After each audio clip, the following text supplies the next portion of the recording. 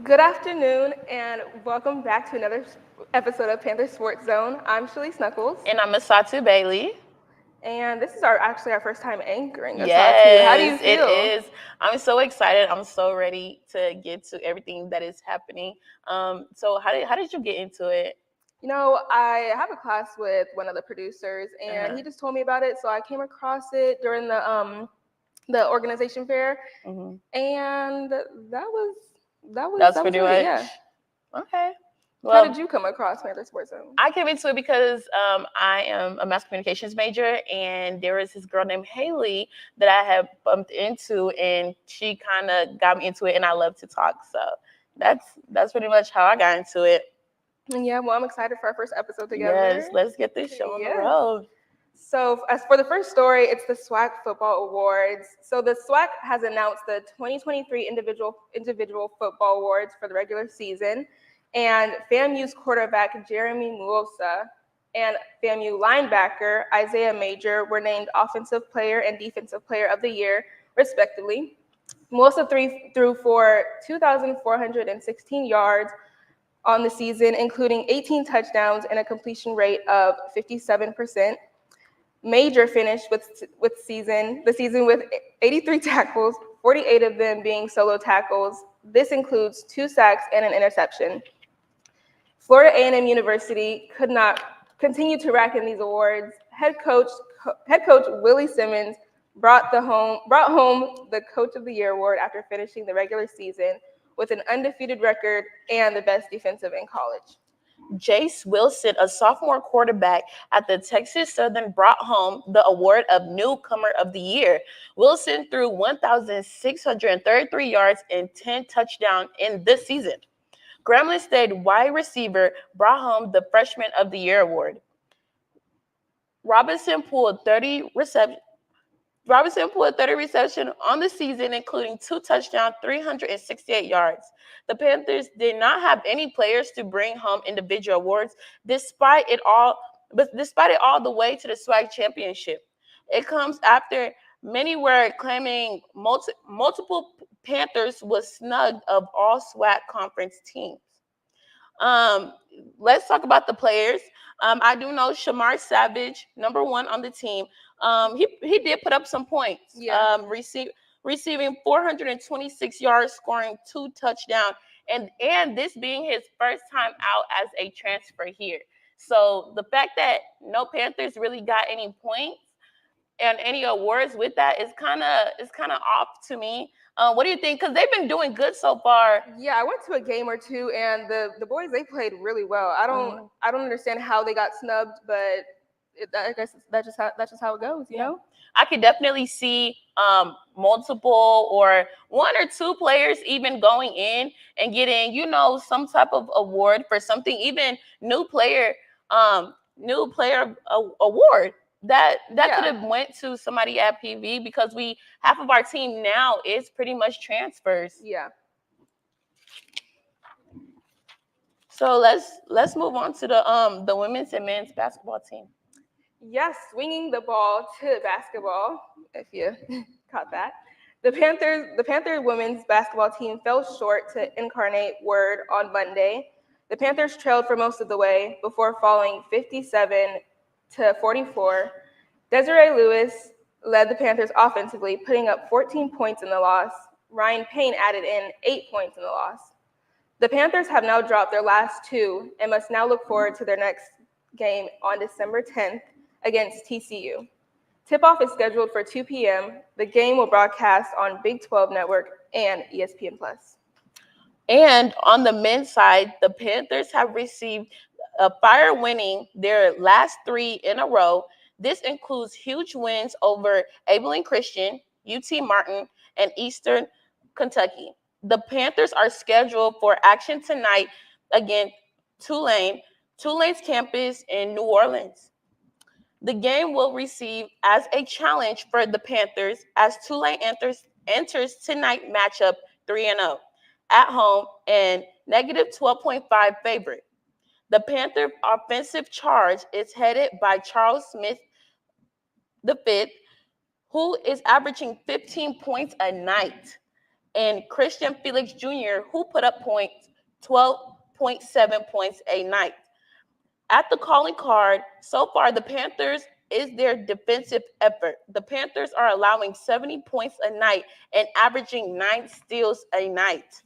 The Panthers will face off against Tulane tonight at 6 p.m. The game will be on ESPN+. Staying on the topic of basketball, the SWAC announced their Players of the Week. On the men's side, Texas Southern guard P.J. Henry and Alabama State guard T.J. Mallock were named Players of the Week. In a loss versus Drake University, Henry put up 27 points and 4 assists on a 48% shooting and from the field. Maddock in a game versus North Carolina A&T put a very impressive 25 points, hauling in 6 rebounds on the night. On the women's side, UAPB guard Zay Green and Jackson State Center Devin White brought home the awards of Players of the Week. White helped the Tigers pick up an impressive win versus St. John's University. White put up 16 points, pulling 8 rebounds and blocking 2 shots. Despite UAPB losing streak, Green has been impressive, averaging 19.7 points, 7 rebounds, and 5 assists a night. We're going to take a short break. Joining us to set a recap on women's volleyball season. Tune in for more after this break.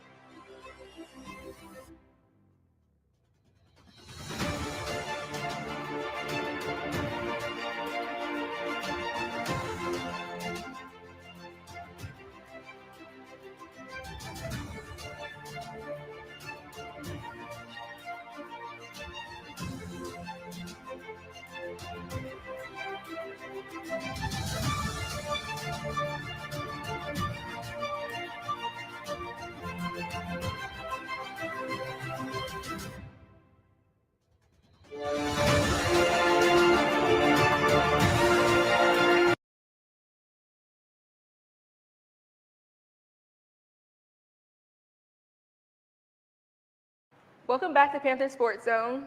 Now we're going to jump right back to the volleyball season. So to recap the season, the ladies started off really well. They started off with a bang. The conference opener, they won 5 games straight in a row against Alabama, all these different teams, and they started off real strong, you know? I know that doing any sports or anything like that, you have to have a good coach in the background helping you just continue to grow, and knowing that the ladies could work together like that to have 5 in a row, that's very phenomenal, and we're very proud of them to even call themselves a Panther. That it's so amazing. Yes, and if we're talking about volleyball, we have to bring up number 19, Kylie Owens. She is just a sophomore, and she is a 5'9" outside hitter who led her team in kills this year with 399, just one shy away from 400. She is dominating so well. Last year, she led her team in kills as well with 360 kills for the season. And it's so impressive because she's improving every year as she plays. And I'm just fascinated by it. And I know that translates to the teamwork as well. Janiah Henderson, she's a freshman this year. She was trailing right behind Owens with 240 kills, I believe. And they're just, as a team, they're dominating this season. And like you said, with the players, you have to shout out their coach Lindsay. She took the team from a very interesting season last year. And she turned that around real quick. So you have to shout her out as well. With them being freshly out, being sophomores and freshmen, we can definitely see a uprising with them, especially if the team is starting out like that, because like we said a couple of years back, we wasn't to a good start. And the fact that they're pulling out the gate like that, that is so amazing.